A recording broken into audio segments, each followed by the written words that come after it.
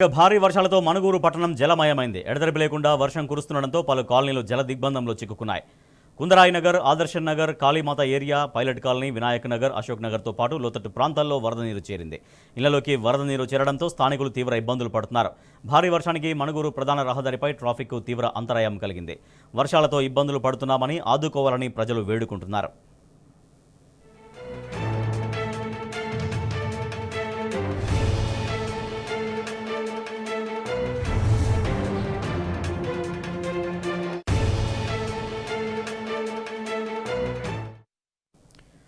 భారీ వర్షాలతో మనుగూరు మొత్తం జలమయమైంది. మరింత సమాచారాన్ని మా ప్రతినిధి సాంబశివరావు అందిస్తారు.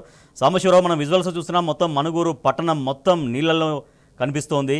సో ఉమ్మడి ఖమ్మం జిల్లా వ్యాప్తంగా, మనుగూరు పట్టణ వ్యాప్తంగా వర్ష ప్రభావం ఎట్లా కనిపిస్తోంది ఇంకా పూర్తిగా? మొత్తం మనుగూరు పట్టణం అంతా జల విలయంలో చిక్కుకుపోయింది. 4 నుంచి 5-6 అడుగుల వరకు నీళ్లు రావడంతో మనుగూరు పట్టణం అంతా కూడా జల దిగ్బంధంలోకి వెళ్లిపోయింది.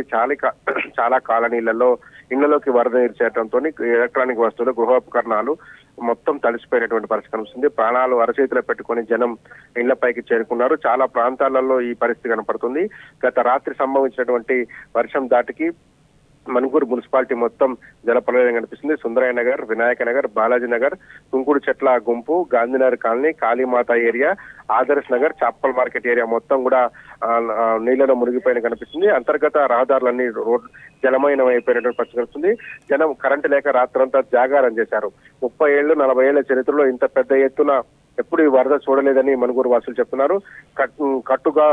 కట్టువాగు, కోడిపుంజల వాగు ఉధృతిగా ప్రవహించడంతో ప్రధాన రహదారిపైకి మోకాళ్ల లోతు నీళ్లు వచ్చినటువంటి పరిస్థితి కనిపిస్తుంది. ఆ నీటిని తోడివేసేందుకు వేరే మార్గాలు లేవు. ఎందుకంటే గొలుసుకట్టు చెరువులలో అక్కడక్కడ ఏర్పడినటువంటి అంతరాయాలు కావచ్చు, మున్సిపాలిటీలో ఉన్నటువంటి నాలాలు సామర్థ్యానికి మించి వాటర్ రావడం కావచ్చు, దీంతో మొత్తం పెద్ద ఎత్తున నీరు చేరి ఇళ్లలోకి నీరు వచ్చినటువంటి పరిస్థితి కనపడుతుంది.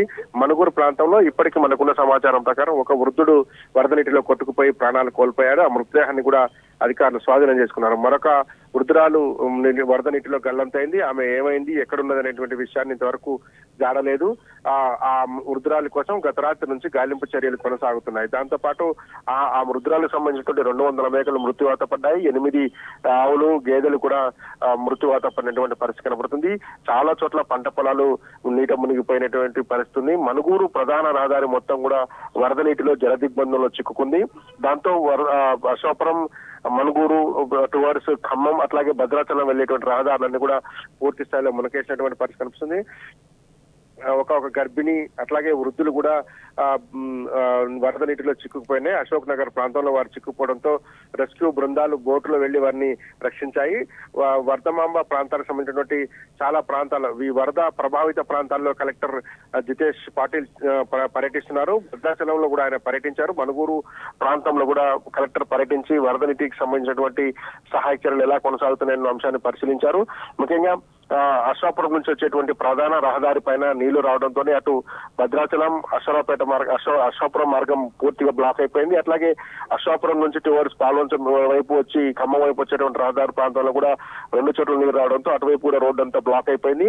ఎగువన కరకగూడెం, పినపాక కావచ్చు, ఎగువన ఉన్నటువంటి ప్రాంతాల్లో నుంచి వస్తున్నటువంటి వరద నీరు కూడా చాలా పెద్ద ఎత్తున వస్తుంది. అట్లాగే గోదావరి వరద కూడా 10 అడుగుల మేర పెరిగింది. నిన్న రాత్రికి ఇప్పటికి దాదాపు 10-11 అడుగుల పైన గోదావరి వరద పెరగడంతో ఆ ప్రాంతం గోదావరి క్యాచ్మెంట్ ఏరియాలోకి వెళ్తున్నటువంటి వాగులన్నీ కూడా ఉప్పొంగి ప్రవహిస్తున్నాయి.